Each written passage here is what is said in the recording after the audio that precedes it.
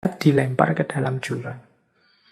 Tidak tewas, tapi ya kesakitan sendirian, tidak bisa apa-apa karena diikat. Kata orang ini, selama 7 hari saya di bawah jurang ini, saya makan dari burung gagak ini. Jadi burung ini datang selalu membawa makanan untuk saya. Nah, kejadian ini berkesan dalam diri Syekh Ibrahim bin Adham. Ternyata kalau memang kita pasrah kepada Allah, kalau memang hidup ini kita persembahkan hanya untuk Allah saja, dan kita yakin bahwa rezeki itu sepenuhnya diatur oleh Allah, tidak takut apapun, insya Allah hidup kita lebih tenang. Kesadaran ini kemudian menguatkan niatnya Syekh Ibrahim bin Adham untuk keluar dari istana dan menjalani hidup yang zuhud dengan keyakinan tidak mungkin Allah tidak menyelamatkanku. Setiap jatah dan rezekiku pasti sudah ditetapkan oleh Allah. Dengan keyakinan dan tawakal seperti ini, kemudian Syekh Ibrahim bin Adham mantap hatinya untuk lanjut hidup sebagai seorang zahid. Sebenarnya di mana letak ketenangan hidup kita? Ternyata ketenangan yang kita inginkan selama ini ada pada Allah semata. Ya, dengan kita berserah diri kepada Allah, kita bisa lebih tenang dalam menjalani hidup ini. Gimana cara kita berserah diri kepada Allah? Nah, kembali lagi di channel Risalah Hidup. Kali ini akan melanjutkan video ngaji filsafat bersama Dr. Farudin Faiz dengan tema edisi Baca dan Wali. Dan sebelum memulai, mari kita baca basmalah, simak sampai selesai agar bermanfaat untuk hidup ini.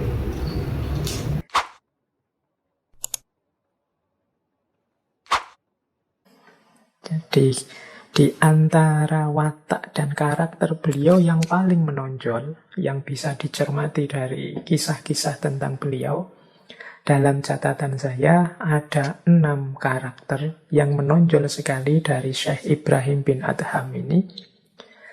Yang pertama yaitu karakter zuhud, yang kedua karakter wirai, warok, yang ketiga khauf, yang keempat syaja'ah, yang kelima iffah, dan yang keenam ta'ah. Zuhud itu berarti kondisi jiwa yang tidak lagi tergoda, tidak lagi terikat, tidak lagi tergantung kepada dunia. Itu namanya zuhud. Jadi orang zuhud itu ya sudah tidak tertipu dan tergoda lagi oleh dunia. Zuhud bukan berarti miskin. Ada beberapa sufi itu yang kaya raya, tapi kekayaan tidak melekat di hatinya. Jadi kalau jiwanya sudah terbentuk dengan karakter zuhud, ya meskipun hartanya banyak, meskipun punya fasilitas macam-macam, ya semua itu tidak melekat, tidak menggoda, dan tidak membuatnya lalai dari Allah. Ini mental seorang yang zuhud. Meskipun kalau Syekh Ibrahim bin Adham ini ya zuhudnya beliau memang benar-benar zuhud karena beliau menjauh dari segala fasilitas duniawi. Beliau lebih sibuk dengan Allahnya, lebih sibuk berjalan menuju Allah, ingin dekat dengan Allah. Jadi orang melihatnya mungkin tidak punya apa-apa, miskin. Bahkan ada cerita beliau ini sampai untuk memenuhi kebutuhan hidupnya pernah bekerja jadi tukang kebun, pernah menjadi buruhnya tokoh ini, dan lain sebagainya. Itu beliau, meskipun awalnya jadi raja. Tapi memang beliau sudah berkarakter zuhud begitu meninggalkan kerajaannya. Ada cerita menarik tentang awal mula bagaimana beliau ini zuhud. Jadi ada cerita begini. Ini teman-teman bisa cari cerita ini di kitab Mawaid Usfuriyah. Ini kitab ini masyhur sekali di teman-teman pesantren. Jadi dalam Usfuriyah diceritakan satu ketika beliau ini berburu, kemudian membawa sebungkus roti. Saat beliau istirahat ingin makan, begitu bungkus roti dibuka, tiba-tiba ada seekor burung yang datang dan menyambar makanannya, menyambar roti itu. dikejar oleh Syekh Ibrahim bin Adham ini. Karena ini roti mau dimakan untuk istirahat kok diambil, dikejar terus. Beliau ingin tahu burung ini nanti buat apa kok ngambil roti. Dikejar terus, ternyata burung ini mau terbang mengarah ke satu jurang. Jadi makin penasaran Syekh Ibrahim bin Adham ini, diikuti terus, termasuk turun ke bawah jurang. Ternyata di bawah jurang, burung ini sedang menyuapi seseorang yang sedang terikat sendirian. Jadi heran Syekh Ibrahim bin Adham ini, kok bisa seekor burung mengambil roti dan diberikan untuk menyuapi orang yang sendirian terikat. Akhirnya ditolonglah orang ini oleh Syekh Ibrahim, ditanya orang ini, kok sampean bisa ada di bawah jurang sendirian? Orang ini jawab, saya itu dirampok. Tapi oleh para perampok setelah harta diambil, saya diikat, dilempar ke dalam jurang. Tidak tewas, tapi ya kesakitan sendirian. Tidak bisa apa-apa karena diikat. Kata orang ini, selama 7 hari saya di bawah jurang ini, saya makan dari burung gagak ini. Jadi burung ini datang selalu membawa makanan untuk saya. Nah, kejadian ini berkesan dalam diri Syekh Ibrahim bin Adham. Ternyata kalau memang kita pasrah kepada Allah, kalau memang hidup ini kita persembahkan hanya untuk Allah saja, dan kita yakin bahwa rezeki itu sepenuhnya diatur oleh Allah, tidak takut apapun, insya Allah hidup kita lebih tenang. Kesadaran ini kemudian menguatkan niatnya Syekh Ibrahim bin Adham untuk keluar dari istana dan menjalani hidup yang zuhud dengan keyakinan tidak mungkin Allah tidak menyelamatkanku. Setiap jatah dan rezekiku pasti sudah ditetapkan oleh Allah. Dengan keyakinan dan tawakal seperti ini, kemudian Syekh Ibrahim bin Adham mantap hatinya untuk lanjut hidup sebagai seorang zahid. Nah, ini salah satu ceritanya, dan ini nanti akan jadi karakter kuat yang mewarnai hidup Syekh Ibrahim bin Adham. Baik, ini gambaran watak kezuhudan dari Syekh Ibrahim bin Adham. Yang kedua, karakter beliau yang lain, ya tentunya wirai, warok. Ini kalau dalam tasawuf, warok itu kemampuan menahan diri. Kemampuan untuk hati-hati menjaga diri agar tidak jatuh dalam dosa, tidak jatuh dalam khilaf dan alpa. Ini namanya warok. Ini kalau para sufi itu bisa dipastikan kualitas warok ini tertanam dalam dirinya. Jadi warok itu kalau kata Imam Ghazali kan ada 4 jenis. Ini mungkin sedikit ya sisipan pendapatnya Imam Ghazali. Jadi yang pertama adalah warok itu orang yang memang menghindar dari salah, dosa, maksiat. Ini level pertama.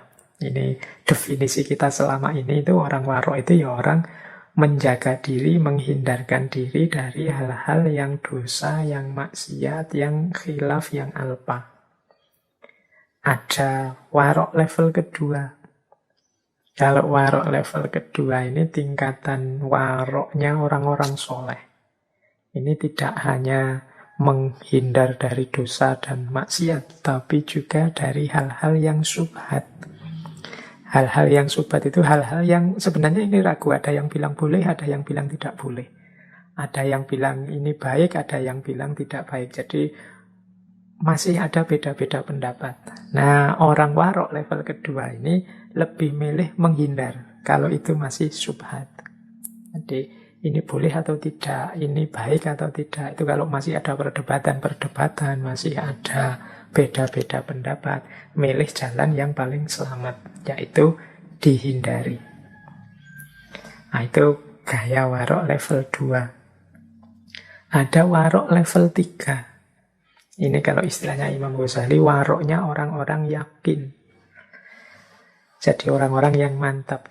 Warok level 3 ini ketika kita meninggalkan sesuatu yang sebenarnya ini boleh dan memang tidak buruk. Tapi bisa saja membuat kita terjerumus pada hal-hal yang buruk. Nah, ini dihindari. Jadi misalnya apalah, kita melakukan kebaikan tapi ini kalau saya melakukan ini bisa jadi nanti saya tergoda atau terjebak dalam kesombongan atau membuat saya merasa besar atau nanti orang-orang menganggap saya terlalu agung karena dilihatnya saya ini pinter segalanya. Kalau gitu mending tidaklah. Saya merasa tidak kuat kalau terlalu dipuji tinggi-tinggi, itu mudah sombong saya itu. Ini terus sebenarnya itu boleh dilakukan, tidak buruk, tapi khawatir dengan itu saya jatuh pada keburukan, ya akhirnya ini tidak dilakukan. Meskipun itu boleh. Misalnya saya punya uang, bisa makan di restoran yang paling mahal, misalnya. Nah, kan tidak dilarang uang kita, yang kita makan keinginan kita sendiri juga, dan tidak ada dosa apa-apa di situ. Tapi kemudian kita merasa, tapi ketika saya makan di restoran yang mahal itu, seringkali kemudian saya ini jadi boros. Saya ini jadi melakukan sesuatu yang tidak seharusnya, misalnya menyia-nyiakan makanan, misalnya, dan macam-macam. Terus akhirnya, kalau gitu janganlah. Khawatirnya malah jatuh pada sesuatu yang buruk. Nah, ini level warok yang ketiga. Ada warok yang keempat. Ini kelompoknya para siddiqin, kata Imam Ghazali. Jadi kelompok siddiqin ini menghindari segala hal yang tidak mendukung kita untuk taat atau dekat kepada Allah. Nah, ini warok level siddiqin. Jadi kalau kita menilai segala apa yang akan kita lakukan, akan kita jalankan itu dari ukuran kalau saya melakukan ini diridhoi Allah atau tidak, membuatku tambah dekat dengan Allah atau tidak, membuatku tambah sadar untuk patuh pada Allah atau tidak.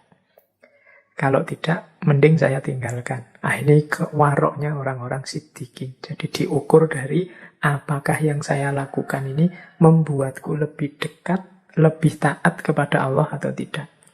Jadi ada 4 level warok ternyata menurut Imam Ghazali.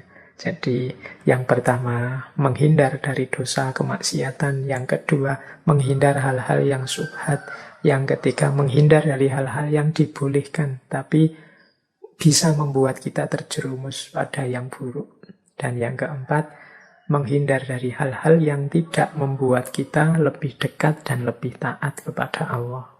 Nah, ini namanya warok. Dan Syekh Ibrahim bin Adham, ya tentu saja beliau ada di level yang keempat. Beliau ini termasuk para siddiqin.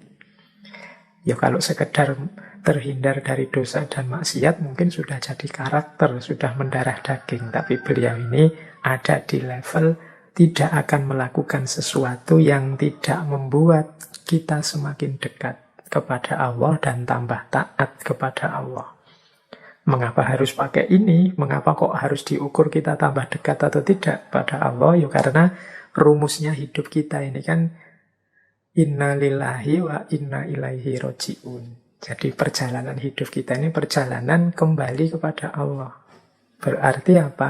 Rute hidup yang benar itu berarti yang semakin dekat kepada Allah. Karena kita akan kembali lagi kepada Allah. Berarti perjalanan hidup kita ini harusnya tambah dekat, tambah dekat, tambah dekat kepada Allah.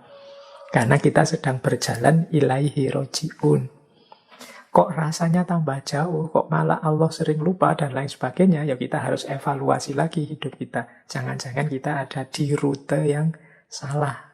Atau langkah kita jangan-jangan keliru, harusnya menuju Allah atau malah kebalikannya. Nah, ini watak kedua. Watak dan karakter ketiga dari Syekh Ibrahim bin Adham itu adalah beliau ini masyhur sekali di kalangan para sufi, punya karakter khauf, rasa takut kepada Allah yang besar sekali. Jadi ini yang membuat beliau bahkan sampai istana pun ditinggalkan. Jadi beliau sangat takut kalau mengundang mendatangkan murkanya Allah. dalam hidup ini. Nah, ini watak yang ketiga. Kemudian yang keempat, syaja'ah, berani. Kalau ini ya, saya tidak perlu menjelaskan lagi ya. Untuk meninggalkan istana yang mewah dengan segala fasilitas ada, dan menjalani hidup sebagai seorang zahid yang tidak memiliki apa-apa selain Allah saja, ini pasti butuh mental berani. Beliau tidak hanya tahu apa yang harus dijalankan, tapi ya memang berani menjalankannya. Kebanyakan kita kan sampai di level tahu mana yang ideal, mana yang sebaiknya aku lakukan. Tapi kurang aspek syaja'ah ini, berani menjalankan, berani menghidupkan apa yang kita yakini sebagai kebenaran, sebagai kebaikan. Nah, ini salah satu karakternya Syekh Ibrahim bin Adham ini adalah syaja'ah. Bahkan ada beberapa cerita yang menunjukkan beliau ini ketika memberi nasihat, menuntun orang itu tidak takut. Ada cerita beliau sempat dipukuli seorang prajurit. Ada cerita juga beliau ini sempat ditipu, direndahkan oleh seorang pemabuk dan juga seorang budak. Ada banyak sekali cerita-cerita, tapi beliau tidak mundur. Demi nuntun umat, demi mengajak orang lain juga menempuh jalan kebenaran, jalan kebaikan seperti yang beliau yakini. Nah, ini butuh syaja'ah. Kemudian iffah. Iffah ini menjaga diri. Iffah itu nanti gandeng dengan wirai. Jadi orang yang warok itu biasanya juga punya karakter iffah. Iffah ini nanti melahirkan muru'ah, kehormatan diri. Jadi kemampuan seseorang menjaga dirinya. Dan yang terakhir ta'ah. Ta'ah ini taat, patuh pada apapun perintahnya Allah. Tidak nawar, tidak mengeluh, apapun yang diinginkan oleh Allah dijalankan. Yang utama, yang baik, apakah itu yang wajib, yang sunnah, semuanya dijalani. Nah, ini mental ta'ah. Begitu yakin bahwa ini perintahnya Allah, ya dijalankan. Apapun itu jenis dan bentuknya. Jadi 6 karakter seorang Ibrahim bin Adham. Yang pertama zuhud, yang kedua wirai, yang ketiga khauf, yang keempat syaja'ah, yang kelima iffah, dan yang keenam ta'ah. Baik, kita lanjutkan lagi. Kalau tadi sudah kita bahas tentang titik balik dari seorang Syekh Ibrahim bin Adham, kemudian kita sudah belajar tentang karakter-karakter beliau. Sekarang mari kita coba melihat kalau dalam dunia tasawuf, makom beliau ini sudah termasuk kelompok yang dikenal sebagai ahlut tajrid. Jadi dalam dunia tasawuf itu dikenal 2 jenis makom posisi seseorang. Yang pertama yaitu ahlul tajrid, dan yang kedua ahlul kasab atau ahlul asbab. Ahlul tajrid ini ketika seseorang sudah total sepenuhnya meninggalkan keduniaan dan satu-satunya kesibukan serta orientasi hidupnya adalah Allah saja. Ini para ahlul tajrid. Jadi beliau ini sibuknya hanya tentang Allah saja. Segala kebutuhan keduniaan yang lain sama sekali tidak menjadi pertimbangan dan dipasrahkan sepenuhnya kepada Allah. Ini para ulama yang ahlu tajrid. Dan mereka tidak akan mengeluh, tidak akan protes apapun situasi duniawi yang diberikan oleh Allah kepadanya. Fokus hidup mereka satu-satunya hanya Allah saja. Kesibukannya hanya tentang Allah saja. Sisanya segala pernik kehidupan mereka dipasrahkan sepenuhnya kepada Allah. Ini namanya ahlu tajrid. Ini juga makom yang diberikan, dianugerahkan oleh Allah pada seseorang ketika memang levelnya sudah nyampe ahlu tajrid ini. Ada yang ahlul kasab. Ahlul kasab ini kadang disebut ahlul asbab. Ini seperti kita. Kalau kita ini kan masih terikat oleh sebab akibat. Kalau ingin punya memenuhi kebutuhan-kebutuhan kita, ya kita harus kerja, kita harus belajar, kita harus, ini ahlul asbab, kita masih terikat oleh sunatullah dalam kehidupan. Nah, beliau ini, Syekh Ibrahim bin Adham ini, ya beliau ahlu tajrid. Maka nanti memahami nasihat-nasihat beliau, petuah-petuah beliau itu ya antara lain kita pahami dalam konteks beliau yang ahlu tajrid, orang yang memang sudah sepenuhnya mempersembahkan hidup untuk Allah saja, sementara semua kebutuhan duniawinya dipasrahkan pada Allah, apapun yang diberikan oleh Allah kepadanya. Dan ini tidak bisa pura-pura, tidak bisa gaya. Kita yang masih ahlul asbab tidak bisa ngaku-ngaku ahlu tajrid. Demikian juga sebaliknya. Kalau teman-teman ngaji kitab hikam itu dalam hikmah yang kedua dari kitab hikam itu ada kalimat, kalau tidak salah seperti ini. Irodatu katajrid ma'a iqamatillahi iyaka fil asbab minasyahwah al-khofiyah. Wa irodatu kal asbab ma'a iqamatillahi fit tajrid inhitatun anil himmah al-aliyah. Jadi keinginanmu untuk bertajrid berarti melepaskan semua yang duniawi hanya untuk Allah saja. Ma'a iqamatillahi iyaka fil asbab. Sedangkan Allah masih memposisikan kita dalam ranah sebab akibat. Kita harus bekerja, kita harus mencari rezeki, ada keluarga yang jadi tanggungan kita, dan lain sebagainya. Jadi masih ada kewajiban-kewajiban duniawi yang perlu kita tunaikan sebagai amanah. Kok kita terus ingin segera masuk ke ranah tajrid? Itu kata Syekh Ibnu Athaillah, minasyahwah al-khofiyah, termasuk syahwat yang tersembunyi. Jadi ini berarti termasuk hawa nafsu, meskipun keinginannya tajrid. Wa iradatu kal asbab, kebalikannya. Orang yang masih ingin sibuk dengan hal-hal duniawi. Padahal oleh Allah sudah diberi anugerah tajrid loh sebenarnya. Orang ini harusnya makomnya sudah tajrid, tapi kok masih sibuk dengan yang duniawi. Nah ini kata Syekh Ibnu Athaillah, inhitatun anil himmah al-aliyah. Ini termasuk orang yang degradasi, turun dari tingkatan yang tinggi.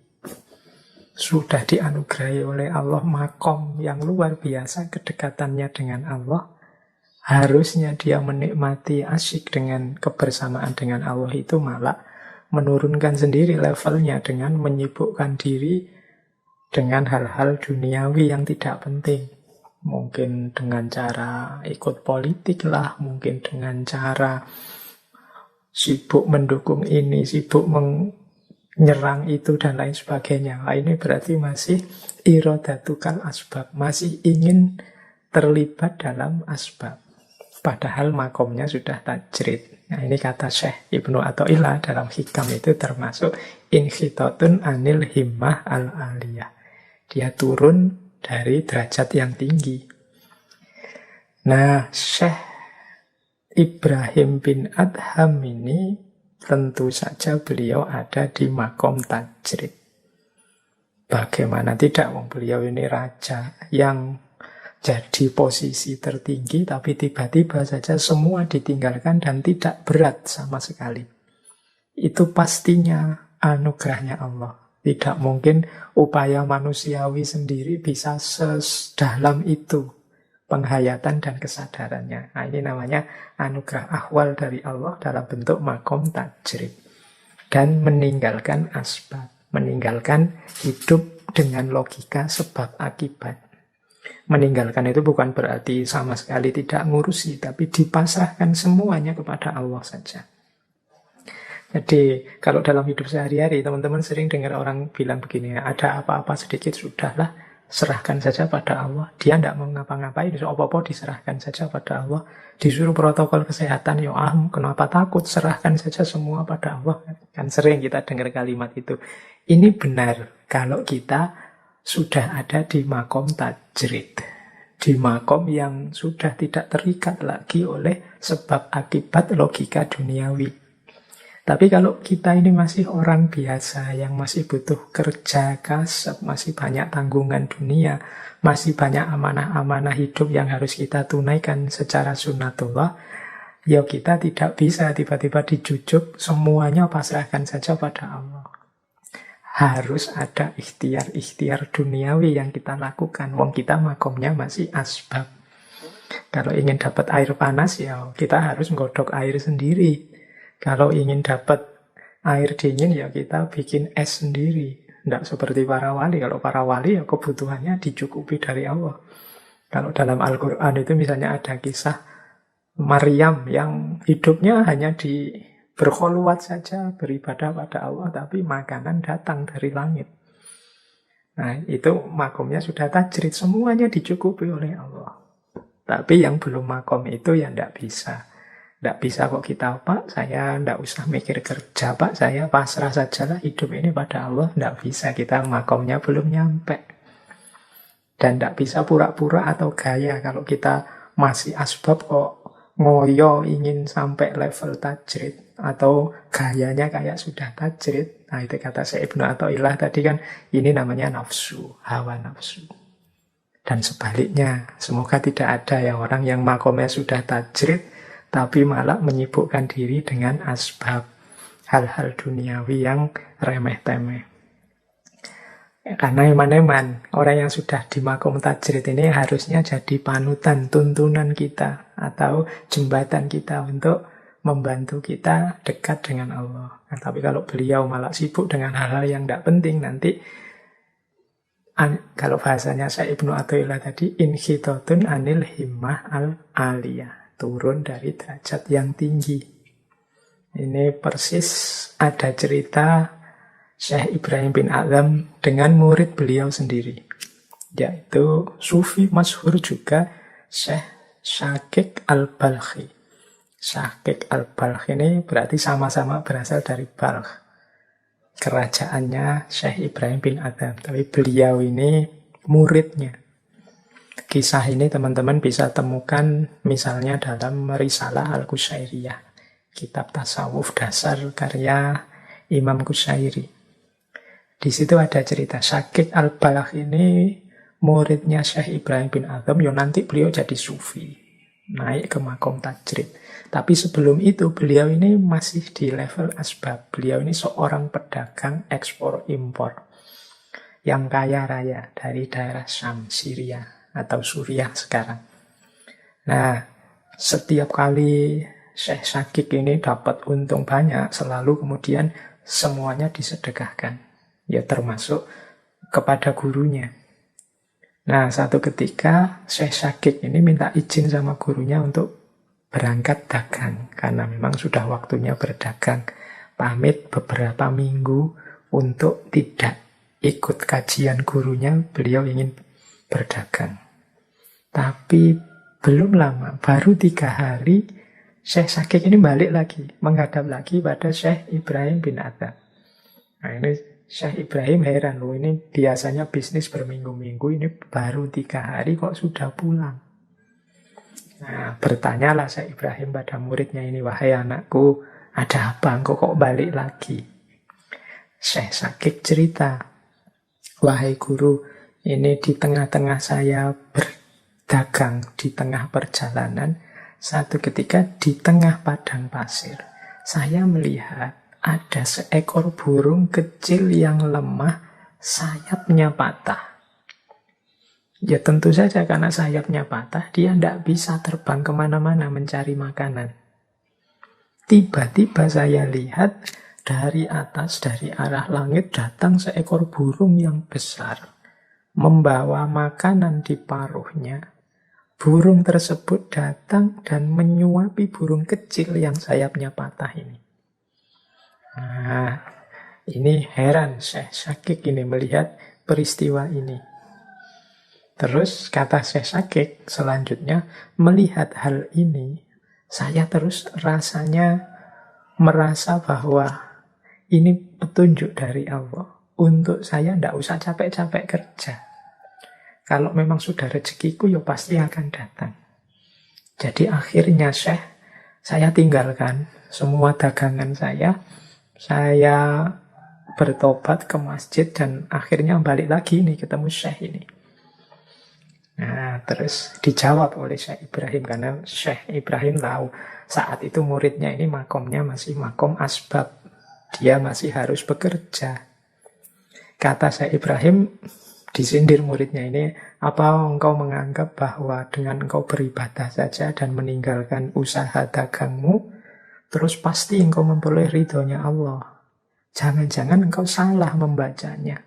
Petunjuk dari Allah itu engkau jangan membaca burung kecil yang patah tadi, yang meskipun diam saja rezekinya datang. Harusnya engkau membacanya yang burung besar tadi loh, yang memberi makanan burung kecil. Jadi sebenarnya Allah itu memberi petunjukmu untuk membaca burung besarnya. Berarti apa? Jadilah orang yang dermawan, membantu yang lemah, jadi memberi yang kekurangan. Jadi kamu malah membaca yang burung kecil. Harusnya yang kamu baca burung yang besar. Bukankah Rasulullah juga bersabda, tangan di atas itu lebih baik daripada tangan yang di bawah. Jadi, ya karena Syekh Ibrahim tahu ini muridnya ini ya belum makomnya. Belum saatnya tajrid, dia masih punya banyak tanggungan, banyak tanggung jawab yang harus dipenuhi. Dan makom tajrid itu hakikatnya ya anugerahnya Allah, tidak bisa berdasarkan nafsu kita saja. Kita jalankan saja kewajiban kita, insya Allah kalau Allah ridho, maka akan datang situasi di mana kita tidak lagi merasa membutuhkan dunia. Sebagaimana Syekh Ibrahim yang setelah jadi raja tiba-tiba muncul kesadaran betapa fananya dunia dan dengan santainya meninggalkan semuanya. Dari baju kerajaan ditukar jadi baju gembala dan tidak berat sama sekali. Kenapa? Karena memang makomnya oleh Allah dipindah dari makom asbab ke makom tajrid. Nah ini mungkin sedikit ya pelajaran bagi kita, karena kadang-kadang teman-teman ini kadang ndak ngerti positioningnya, kapan kita harus tawakal, kapan kita harus pasrah, di mana letaknya usaha. Seolah-olah kalau sudah menempuh jalan sufi itu ya ditinggal semuanya. Hanya untuk Allah saja, terus ndak mau kerja, ndak mau apa-apa. Loh kalau kita makomnya masih asbab, meskipun sedang suluk menempuh jalan, ya harus memenuhi kewajiban-kewajiban hidup manusiawi kita. Kecuali Allah menganugerahi kita makom tajrid. Jangan sampai kita yang sudah di makom tajrid malah ingin asbab, atau sebaliknya yang masih asbab ingin tajrid. Dua-duanya keliru. Setiap orang harus paham posisinya masing-masing. Oke, baik. Ambil nafas sebentar. Silahkan teman-teman yang mungkin ingin ambil nafas dulu, minum-minum dulu, nyemil-nyemil dulu yang sudah disiapkan cemilannya. Atau sudah ngantuk ingin tidur dulu dilanjutkan besok, ya monggo. Wong ngaji ini tidak ada paksaan harus selesai tuntas, dilanjutkan pelan-pelan juga tidak apa-apa. Atau kalau dianggap temanya tidak penting, Pak, saya tidak butuh tema-tema pembahasan seperti itu, ya monggo ditinggal saja. Seperti saya bilang, ngaji ini tidak wajib kok. Jangan sampai memaksakan diri ikut ngaji tapi tersiksa. Nanti saya malah jadi sumber siksaan dalam hidupnya teman-teman. Tapi ya mari kita nikmati saja semampunya, sesantainya, selonggarnya. Dari 2 jam saya bicara, seandainya masuk 5%-nya saja yang sedikit meningkatkan hidup kita, itu saya sudah bersyukur luar biasa. Alhamdulillah, ternyata forum kita, kajian kita ini sedikit-sedikit ada manfaatnya. Seandainya pun manfaat itu hanya untuk mengantarkan tidurnya teman-teman. Ini saya diberitahu, Pak, saya itu sering kalau dengarnya ngajinya Bapak itu terus jadi ngantuk, ingin tidur. Itu saya juga alhamdulillah. Karena hari ini banyak orang susah tidur.